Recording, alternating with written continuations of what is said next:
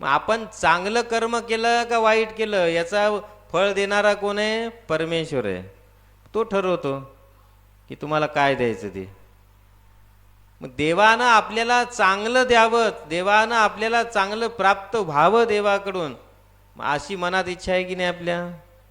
सगळ्याला वाटते की नाही अमरेश्वरानं माझ्यावर कृपा करावी, अमरेश्वरानं मला आशीर्वाद द्यावा, अमरेश्वरानं माझं चांगलं करावं, आमचं सगळ्यांचं चांगलं करावं, आहे की नाही?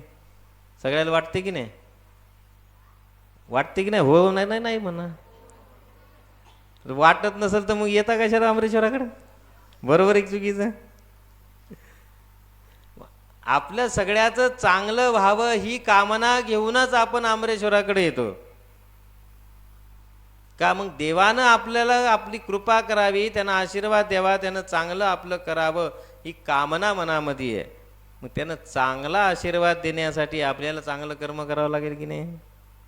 आचरण चांगलं ठेवावं लागेल की नाही? कर्म म्हणजे भक्ती केली, टाळ आपण या ठिकाणी शिवपाठ केला म्हणजे फार मोठं चांगलं कर्म होत नाही.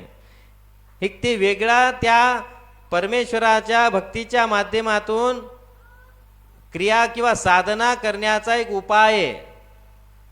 परमेश्वराची लगन आपल्याला लागण्यासाठी, मनाला ओढ लागण्यासाठी, मनाला तिथपर्यंत वळवण्याचे हे उपाय आहेत सगळे. आता श्रावण महिन्यात तुम्ही बेल वाहता. बेल वाहणं म्हणजे काय? आता परमेश्वराला बेलाची कमी आहे का? झाडं कोण निर्माण केले? देवानं. मग ज्यानं निर्माण केले त्याला बेलाची गरज आहे का? त्या झाडाचं, त्यानं निर्माण केलेल्या झाडाचा बेल तोडून आपण इकडं वाहतो. सांगायचं संदर्भ की सगळे उपाय आपल्या माणसाच्या मनाला तिथपर्यंत नेण्याचे उपाय मार्ग आहेत.